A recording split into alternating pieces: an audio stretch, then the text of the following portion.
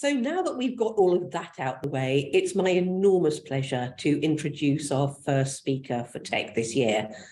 And she is Melissa Esquibel. If you haven't met Melissa before, let me tell you a little bit about her. She's one of the top tech trainers in the world. She was involved in technology, as she puts it, before the earth cooled and the dinosaurs stopped roaming the earth. And she has got enormous experience in training assistants all over the world how to access their technology.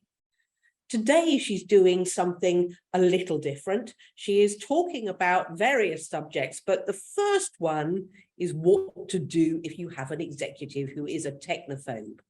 What do you do if they just don't get tech? It scares them to death and they just want you to take over. How are you going to break it down and explain it to them? How are you going to take away that fear? And how are you going to set yourself up to be the hero? I can't wait for this session. And I'm really, really delighted to welcome our first speaker today, the fabulous Melissa Esquibel.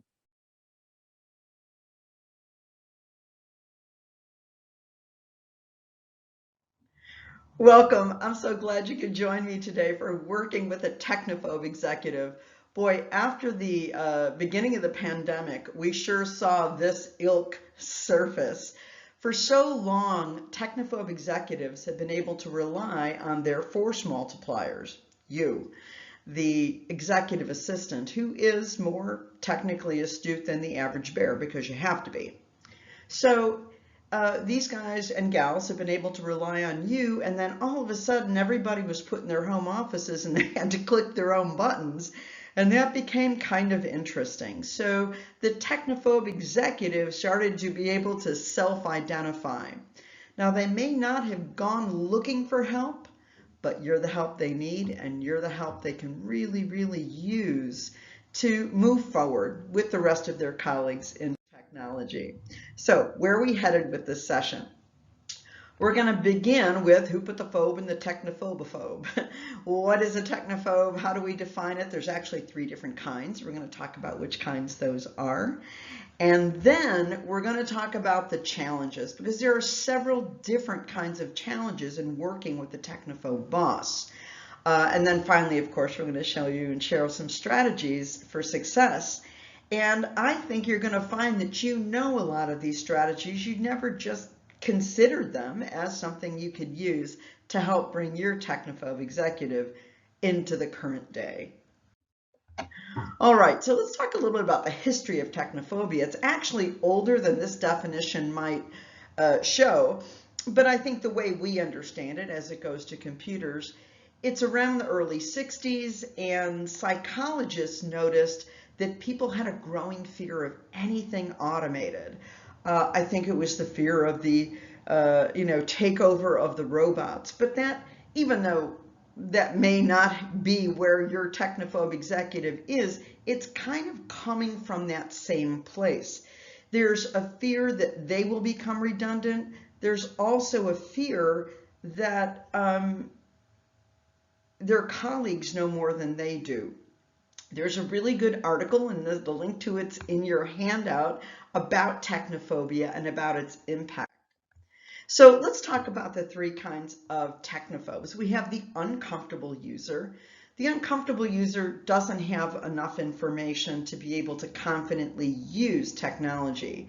So that philosophy is, I don't know, therefore I can't. Now, you could say, well, I could show you, and they're like, no, it's okay. I'm fine not having enough information because then I don't have to know. So, I mean, you will get them a little bit of the way. You can say, okay, all I need you to do is just click here, and they might do that. But they are really some of the most reticent, some of the hardest ones to move. Another type is called the cognitive computer phobes, and you'll find these terms in that article. Basically, everything after paper and ink is suspect. And they will not say, I don't know enough to use it. They will simply say, no, paper and pen is the right way. That is the only right way. And all of you people using computers are just fools. This is the way it should be done. Now, likely they're not saying this because they really believe it. They're saying it because they are not confident, but they need that level of control in order to continue working in the way they've always worked. Now, the anxious computer phobes, these are the ones that acknowledge, yeah, I probably should know more, but I'm so afraid of getting things wrong. So they're just paralyzed by the thought of having to use a thing, especially if they understand that their job depends on it. So if you've moved to a service provider for travel, and now the only way that they can get a change made or deal with an emergency situation on the road is to use the app for travel, well, they're just paralyzed. They will likely just sit in the airport and cry or yell or do whatever other thing rather than have to do it because they're afraid of getting it wrong. They may want to get to Washington, D.C., but they're afraid they're going to end up in Seattle, Washington. So these are anxious computer phobes. Now, you might recognize your executive as one of these three, but I think we can return to something many of us understand because we've been through a lot of training, either with our lovely Lucy Brazier or Julie Perrine or others who teach the various types of how to recognize what behavioral style you have. So whether it's True Colors or Tony Alessandra's Platinum Rule, which happens to be my preference, or Myers-Briggs Type Indicator, if you know where your boss fits in or where your executive fits into this structure, it becomes a little easier to identify the why behind the behavior. So if you have a just the facts, which is I think in True Colors is a gold, if you have a just the facts kind of executive, they really value being right. And they will be the kind of people who will hold their fire until they know they're right. But they really do like being right. And they will do whatever they can to be right. And their big fear is losing control of not themselves, but losing control of processes, losing control of the organization, losing control of how things are going. Now, if they are a technophobe of any kind, their fear is that if we use all this computerized, automated stuff, it will be out of their hands. And being out of their hands means they can't depend on things being under control. So that's something to kind of consider. If you have in the Alessandra model, this would be considered a director behavioral style. They just want the facts. If you cannot explain to them how something is better and clearly delineate how they can use this as easily as they're doing the current thing to a better outcome, they are not interested because to them, that might represent a loss of control. Now you have your detail-oriented. These tend to be your greens, I believe, in the True Colors setup. And Tony Alessandra, these are your thinkers. Now, precision is everything. Accuracy is everything. You might find a lot of engineers, scientists, accountants in this kind of world. So if you're managing or you're supporting an old school CFO or accountant or controller, you know that they are so detail oriented they can make you crazy at times, but they really want to be right. And unless they can see where this new innovation, this new gadget, this new app, this new device, whatever it is going to help them be more precise and in fact avoid making them imprecise in any way, they're really not listening to you unless you can kind of make that clear for them. Their biggest thing is they don't want to waste time or resources. Yeah, this thing might be great, but you know, it's going to take us 6 months to get up on this stuff and get everybody trained, and that's going to cost a lot of money, and that's a waste of time and resources. I'm not interested.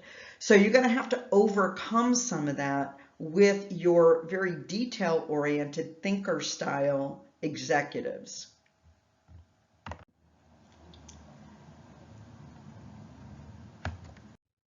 So now you have your image conscious executives. You might find these folks in sales or advertising.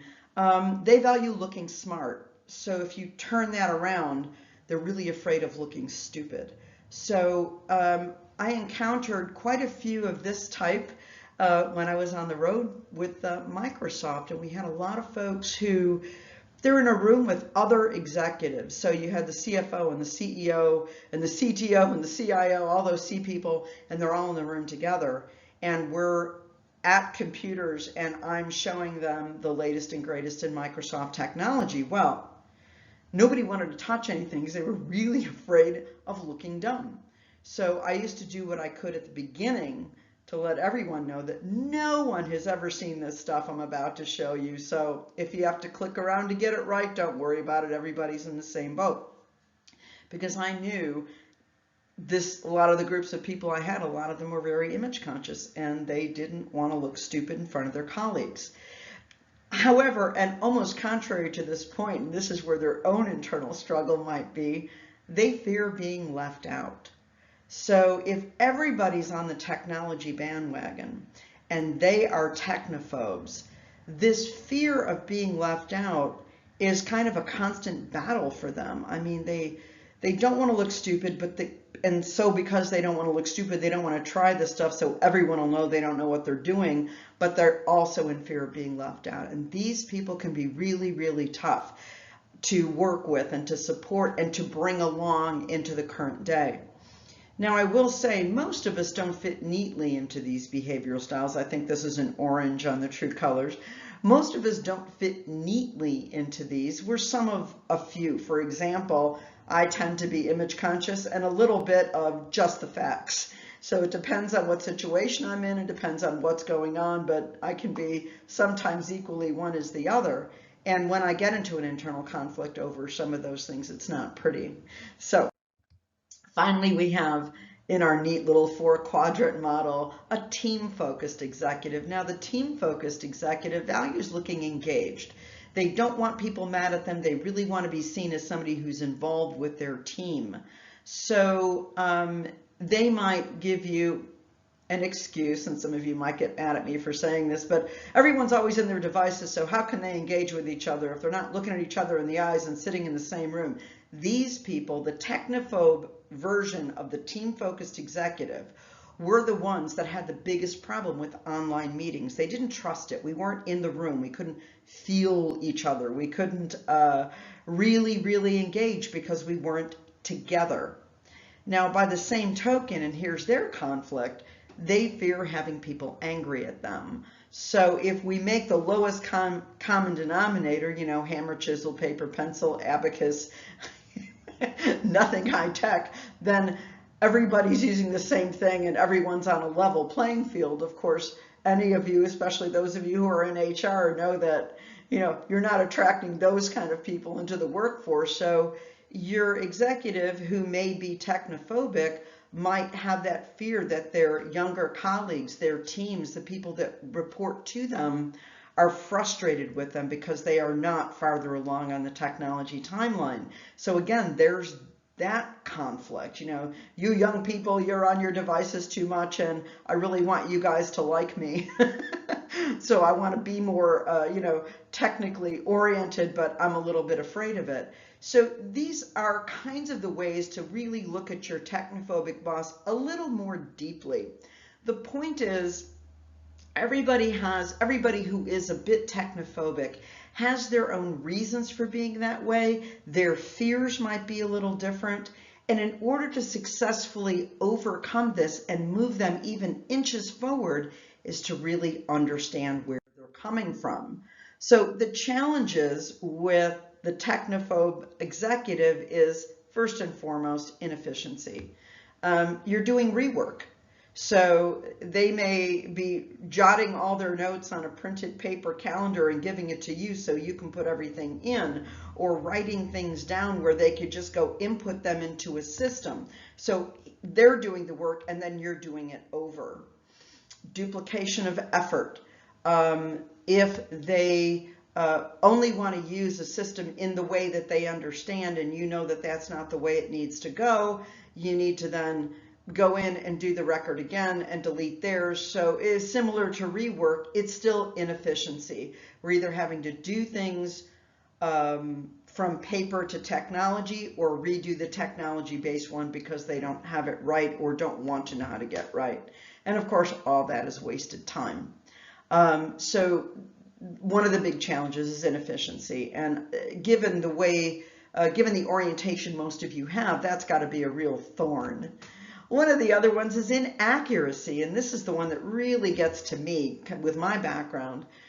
You know, if you say the word copies to me, I'm instantly suspect. It's like, really?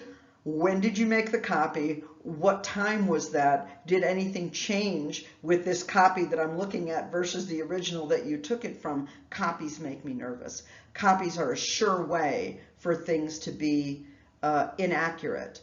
When I think, in terms of spreadsheets, don't send me a copy of a file with your changes. Please make the changes in the file. I'll worry about knowing what you changed, but make the changes in the source. I want to be going to the source. I don't want to have to be worrying about the copy of data you're making a decision from, Mr. or Ms. Executive. I don't like copies. So copies, surefire way to get inaccuracies. Transcription errors, if they are writing things down that you then have to type in, are we getting what they meant? Did we transcribe it correctly?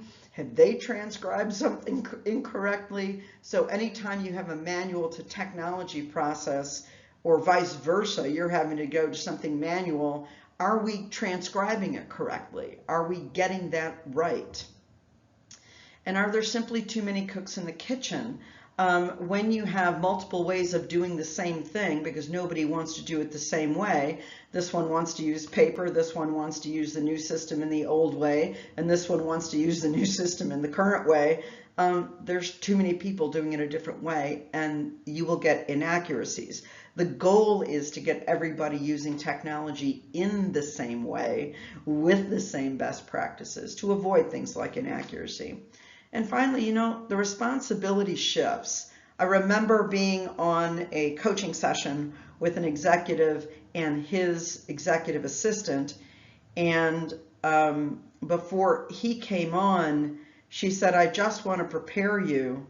When you ask him to show you his calendar, he's not going to screen share. He's going to hold up a printout because that's all he'll use. And he takes his printout and he holds it to the camera, and I'm supposed to figure out what's going to change. And I was like, wow, okay, so that's a level I hadn't dealt with in a long time, but there it is. So if they're not willing to do the job using the tools that the organization wants them to use, that responsibility shifts to you. It's your job now. It is your job now. So this leaves you vulnerable to making mistakes of a certain kind. If you're doing their job for them, what if you make a mistake? How does that come back to you? How do you know if you're making a mistake? So we really want them doing their job using the tools provided to them, and you supporting them in that job using the tools that you have. For those of you that are feeling, are you a little technophobic? Maybe you're going, I don't see the problem here. Because you're also a little bit technophobic, or somebody who's not a technophile at any rate. And if that's true, you may be enabling them to stay inefficient and inaccurate. And you may be putting more work on yourself, and the work you may be putting on yourself might not be the kind of work that is going to drive things forward for you in your career. So what I really want you to work with here, if you are also a little technophobic, is you're probably in a great position to empathize with your executive, and then it becomes a team effort for both of you to move forward in a very constructive way. Neither of you feel like you're going at it alone, but both of you may increasingly be feeling like you're an island in the organization because you are not moving as fast as perhaps everybody else is. So rather than say, yeah, it's us against them and we're the smart ones because we're still using paper and pencil and we know what's right, we know where our backups are because we made a copy of them on something that's in our top drawer of our desk. My security self just goes a little bit crazy when I hear that still goes on. I've written down all my passwords and they're here in a locked drawer. These are the things that kind of make me a little nuts. But if you've been enabling each other's technophobia, it is on you now to help them move forward, both for yourself and for them. We're no longer in a world where not being able to use technology is going to be considered an advantage anywhere. And you do want to keep yourself employable, you want to keep yourself valuable, and you want to be seen as a real resource to your executive. And this is a great way to do that. So what strategies do we have? Well, let's talk about what doesn't work. And my first, thing about what doesn't work really goes to people who are technophiles or gadget geeks or really high-tech people. Don't ever try to shame somebody into becoming more technical. Oh, you haven't figured out how to put an attachment on an email? You haven't figured out how to set a link instead of an attachment? You haven't figured out how to create a pivot table? Yeah, that doesn't fly. It doesn't help. It won't move anybody forward. Don't do it with your executives, and don't do it with each other. If you're in a role where you can help others move forward with technology, shame is never the idea. You always want to attract them to the change. So if you've sent an email to somebody and it has a link to a form where you're collecting information about an upcoming event to try to figure out where everybody wants to book, what everybody wants to eat, what kind of an event they want to have, and you've just put together a form, either a Google form or a Microsoft form to do that. And somebody may come to you and go, that's the coolest thing I've ever seen. I've never seen that before. Then you can solve a problem for them. You can say, well, I'm happy to show you this. You can do this from Teams and Microsoft 365 Teams. Now this may be one of the people in the organization who, when you say Teams or Microsoft 365, just runs into a corner. They've not been one of our early adopters of the technology, but here is your opportunity to attract them to the whole kit and caboodle for this form, for this one idea. So when you're trying to bring along a technophobe into the current day, look for an opportunity to solve a problem for them, attract them to the change. Don't shame them into it. Shaming people into change always backfires. I've never known it not to backfire. Even if you are subject to their not great motivation styles, maybe that's your executive's motivation style, don't make it yours, and attract people into the change. I used to work with a mentor, and Pat would always say, I hate it when people say, oh, people don't like change, people avoid change, they hate change. She goes, malarkey. People love change. They don't like to be changed, because people change things all the time. They change what they eat, they redecorate their homes, they change their color of their walls, they change a lot of things, rearrange their desk, redo their files. People change things all the time. They just don't like to be changed. So if I have a reason to change, then I am being drawn to it. And I'm willing to accept the inconvenience of becoming less technophobic if I can have this one thing, like a form.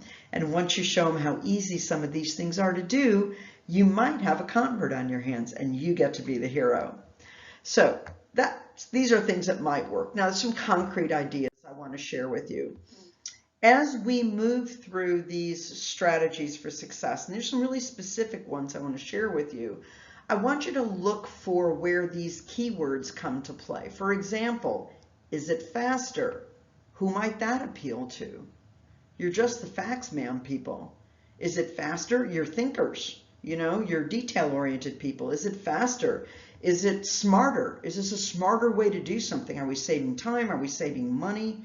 These really appeal to those first two types of technophobes because they want things to be done well. And if you can appeal to this, you might have them. Especially for your thinkers, for your detail-oriented people. If you can show them how this thing will make them more accurate, they almost can't help themselves. They might frown at you while they're coming in your general direction forward, but they really are drawn to that change because something is more accurate. So you're looking for faster, you're looking for smarter, more accurate. When you can show a solution to which this is going to be the outcome, you will draw them to you. Other keywords, listen for the wow. If they're standing over you and you've just done something in Outlook that washed the dishes and walked the dog, and they go, wow, ask, can I show you how I did that? You know, you can do this too. It's really easy. So listen for the wows, listen for the whoa.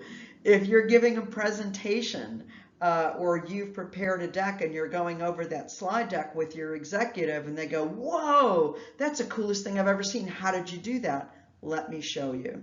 The one trap you never want to fall into is if I show you, then you'll know, and then you won't need me anymore. Trust me, there is not an end or bottom to the ways in which you can be valuable to your executive, to which you can be a force multiplier, to which you can find, if they're doing a thing finally for themselves, you get to now do other things that are more valuable to them that you weren't freed up to do. So don't be afraid of sharing what you know with them. So let's take email, for example. One of the things that I find great about using this with your technophobes is you're an expert. This is probably half the reason you got the job. You're an expert at email. Share the wealth. The more of their own triage, the more of their own automation they're able to do, the more they're able to get things into the right folders that they're able to do, the easier your job is. So share the wealth. Probably they hate email. I don't know anyone, maybe I could think someone come up with one person, but I honestly don't know anyone that loves email. Executives really hate email because I think many of them feel it's a waste of time. And again, this is a double-edged sword for them. They're getting a ton of email. They know most of it doesn't matter to them, but they're swimming in it. And unless they've given you the control to triage their email, they're really just, they're missing deadlines. Things that are important are not rising to the top of the pile. And if they are the type that is worried about looking good to the organization, well, they're missing things. And that is their fear. And the more email they get, the worse that fear can be. So they really hate missing deadlines. They hate not getting things right. Show them how to do something simple like set up a flag, a reminder, and move something to the right folder in one click. In Gmail, show them how to snooze an email. Now, just in case you're not familiar with these particular features of the two applications, let me show you.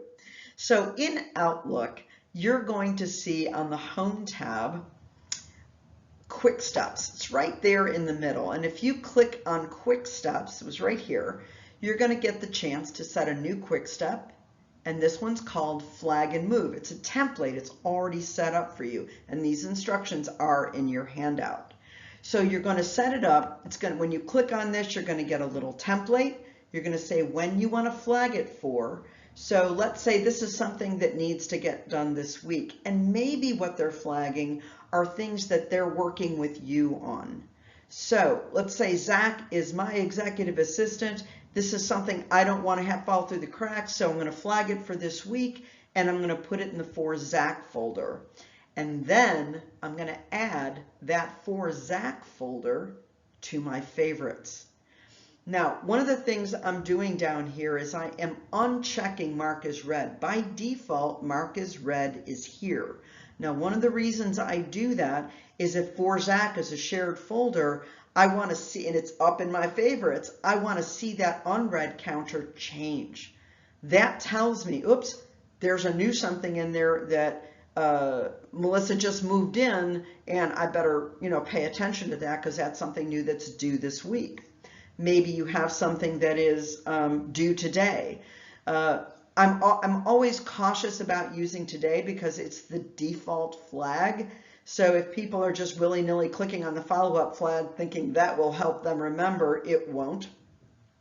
I think what I would do is, as an assistant, when I see that number unread increment, go there as soon as you can, open it up, and maybe assign it a priority or give it a specific due date if you can discern when it's due, and then set a reminder for yourself, that you know when this is due, or that everyone knows when it's due.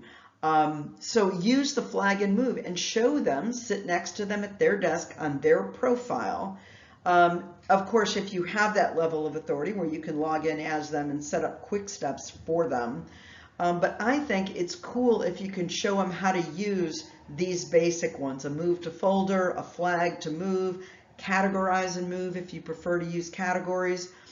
But that makes sure that things look how they should look and are in the same place and nothing gets missed. So this is one of those whoa, wow, move steps that they might see that and go, wow, that's the coolest thing I've ever seen. How do you do that?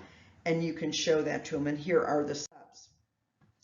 In Gmail, one of the features I like best for not missing anything is snoozing an email. Now the method we just looked at in Outlook and this snooze are ways for them to take a first pass triage of their email. In fact, if you work with an executive who is both a technophobe and a control freak, they don't want to let you anywhere near your email, you really need to show them these things so it really is more helpful to them. Single-click solution so they can triage their email quickly. So snoozing an email, if you just hover over the message, you'll see that little clock pop up on the right-hand side. If you click that, you can choose one of the preset times, or you can customize it in the picker, the pick date and time dialog, and choose a specific date and time when it's due. It takes just a couple of moments, but then it will pop up as an alarm. Hey, this email is, you said you wanted to look at it now, and you can use this one to help them say, don't miss a deadline. Now, one thing to get, especially if you're going to be working in each other's, or you're going to be working in their inbox or in shared folders or with notifications, you want to agree on when a notification should pop up. I don't want to get the notification, the pick date and time when it's due. I want to get it the day before, or that morning, or hours before, or maybe in the beginning of that week if it's due outside of this week. So discuss what's a reasonable, hey, this needs to get done type of thing. In the case of Outlook, or in the case of snooze emails, whatever you can take a look at, you can see right then and there, you know, if you've just gotten 18 things and they're all due tomorrow at 10 a.m. and you already have things that were there for today, you can say, hey, you know, you've just set up a bunch of them that were due at 10 tomorrow. Let's have a one-on-one so we can quickly, you know, even a stand-up one-on-one to say what are the most important things, and let's rethink some of these priorities. But they're consciously doing it. So they're catching us like, oh, well, right. If everything is due, you know, tomorrow, or everything is due today, and I've just done that 14 times, right, that's unreasonable because she already has multiple things to do today, or he already has multiple things to do today. But it makes them conscious if they can just have this little bit of control in their inbox to snooze it or to flag and move, and then maybe you go in and set a reminder in a shared folder. Feel free, when we do our Q&A, feel free to, you know, ask if you've not seen this before. I'll be happy to show it to you in Q&A. All right, let's talk about calendars. First of all, boy, more than anything else, I see this popping up in social as the big headache for most administrative professionals, and it seems to only get worse. I don't know how, because the amount of time we all have is the same as it ever was, but somehow we keep trying to cram more in there.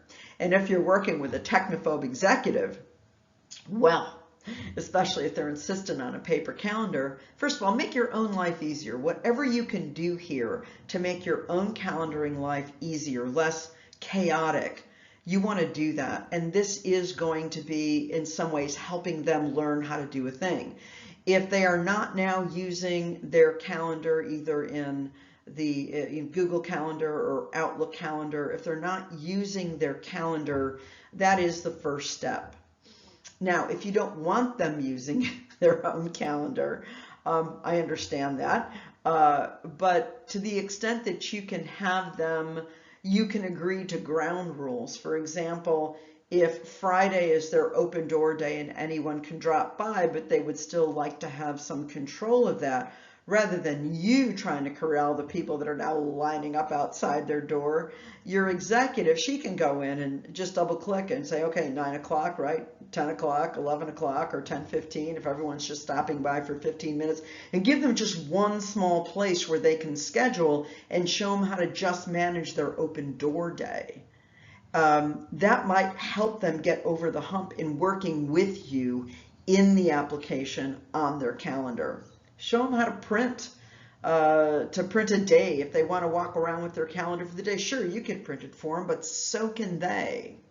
And in this day of remote work and where none of us are exactly in the same place all the time, if they can print out their own calendar and they really want to have a paper one, a nice neat one that shows everything that's already in there, show them how to print it. Just that control, and show them how to change the view. What they can look at a day, they can look at a week, they can look at a month, they can customize that view in some way. You can set up a rule that prevents an end around. Now, this is something you'll work with them on, and I'm going to show you that in a moment. But in order to move them forward from inefficiencies and technophobia about using a calendaring app, help them understand how valuable their time is, and I mean down to the money. See if you can show how much less of their time will be spent with just a little bit of automation in their calendar. Because if they're doing their own calendar and they're doing it on paper and you're having to then type it in, there's two of you doing that work. Do the math on it. Show them how much in money that costs.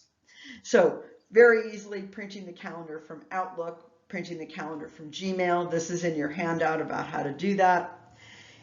To create a rule to prevent an end around, and this helps both of you. If you're supposed to be doing the scheduling of time in their calendar and they're getting the invites directly and they don't know what to do, so they're just accepting things, and that's causing a huge traffic jam, you can help them set up a rule, and you're going to be doing a lot of this, but you can help them set up a rule that every time someone sends them an invite, you're going to get it, and they will automatically respond to, don't ask me, ask him, or ask her. So the first thing is you need to come up, and this is where you can get them involved, what that no email should say. For example, all metering requests should be directed to my assistant, Zach. This has been forwarded to him and will be appropriately prioritized.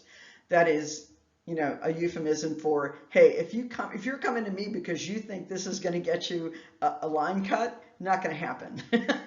So it will be appropriately prioritized.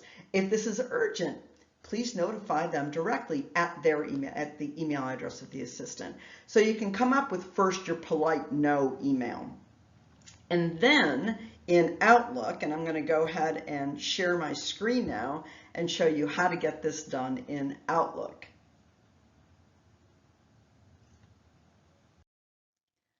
Okay, so we're going to create that email. Just create a brand new email. You don't have to address it to anybody because it's going to be a reply in the rule. So you just need to write the email and of course put your name, or have them put your name here in the CC. And I wouldn't do BCC. I would definitely leave it in the CC so that person knows that you're being copied.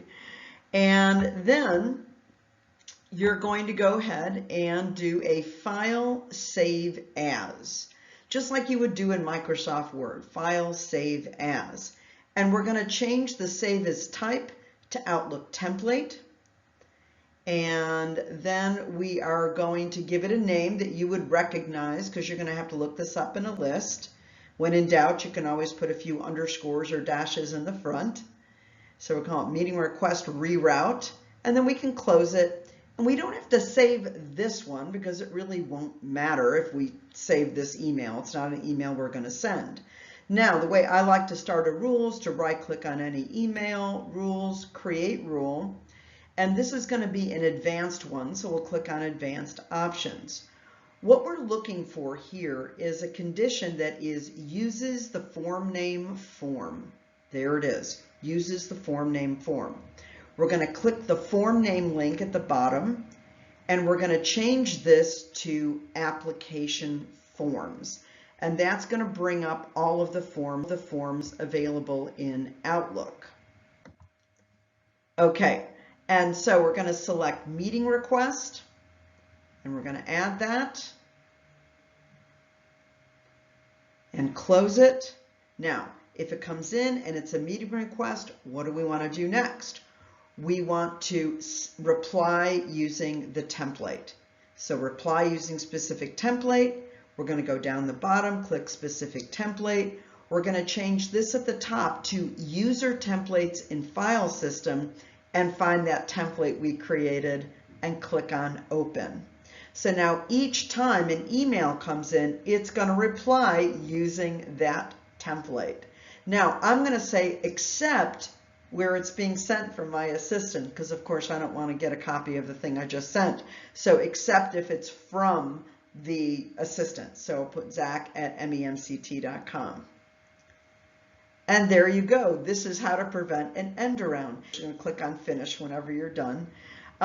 When you do this, don't click on run this rule now. Okay, don't run it because you only want to turn it on and then click on finish. Okay, another place where you can help move your technophobe forward is in document review. So if you have a true technophobe, they're probably printing out the document you sent them as an attachment in email, or as a link in email, and they have their little red pen out and they are marking it up in ink, and then they're handing it back to you. One of the reasons they may be doing that is if you're sending them the document and the document has track changes on, they may be getting a lot of noise on that screen and they're like, I don't know what's going on here. This is all very confusing to me. I'm just going to print it and mark it up by hand. So you can show them where that display for review button is. It's the one that probably now says simple markup or no markup or something like that, or all markup. But whatever it says, show them to click on it, and you can right click on it and add it to the quick access toolbar so they don't have to hunt it down on the ribbon. So if you just right click it here and say add to quick access toolbar, it'll pop up here. And so they just have to go up there and change it to simple markup or no markup. Now, no markup, they won't see anything. It's just they'll be typing, and it's if they were just redoing everything as if their changes were the only changes. And that's fine. Show them how to do that, and that will make them very happy. Now, I like the idea, moving it forward, I just wrote an article on this about the value of using comments, because when you use comments, it's almost like a message back and forth where you can communicate. We're making a change and we can communicate on that change. So here's what I mean. When you highlight text, or sometimes when you just make a change, you'll see this little box pop up on the right. Other times you can select it and on that review tab click on the insert comment button. And you can see you can press it and then somebody can reply to it and you can have a conversation. Now, one way to get them into this, you want to be better at your job and you guys want to be more efficient together. So if in their comments they're changing something, and you can encourage them to use this insert comment to say why that change is important to them, you can learn more about how they write, more about how they want to express themselves, and then you can get ahead of it the next time. So use this comment field as a way for you to get better, to be more efficient for them, to help them by not spending as much time on a document, because you can anticipate how they're going to say a thing, or how they like to express themselves, or what detail they like to include. So get them going on these revisions with you. Okay, spreadsheets. As I mentioned before, stop making copies of copies of copies. That is inaccurate. That leads everybody to working in a potentially error-prone world. Learn pivot tables, learn table style formatting, and show them where to click an arrow to select just what they want to see. They're asking for a copy because they're pretty sure that they can't figure out how to just see the data they're interested in, but you can set it up for them and show them where to click to get exactly what they need. So in your handout, I've given you the basic instructions for setting up the most basic dashboard. So this is going to be from any well-built list, let's say payroll or sales data. You start with a well-built list. You know, column headings, one row, one record, nice and tight, no blank columns, no blank rows. And insert tab, tables group, pivot table button.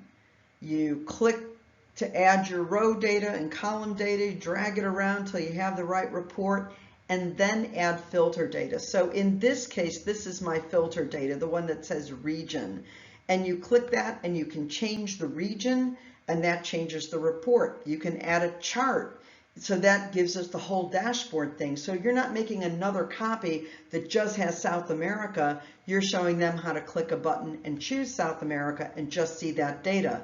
Any charts you add from your pivot table will change automatically when they click this information up there.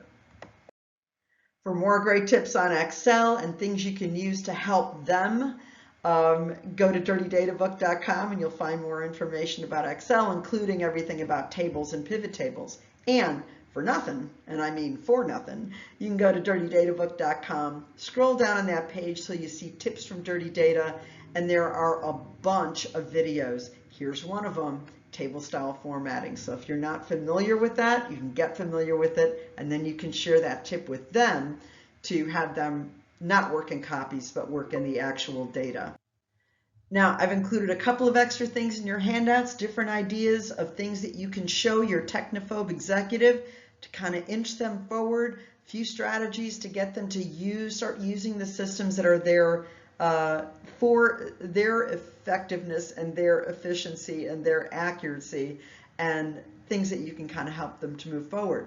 Now, there is that link, bit.ly, Melissa ESM. You'll find all the videos I have available on executive support media.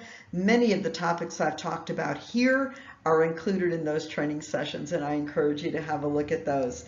Stay tuned for Q&A. I will be there in just a few moments. And the books are out there on Amazon, 101 Ways to Supercharge Your Productivity, which I had the honor of writing with Dr. Monica Seeley. And of course, Dirty Data is also available on Amazon.com. And again, the video link, just in case you forgot. All right, I will see you in Q&A. Thanks for coming.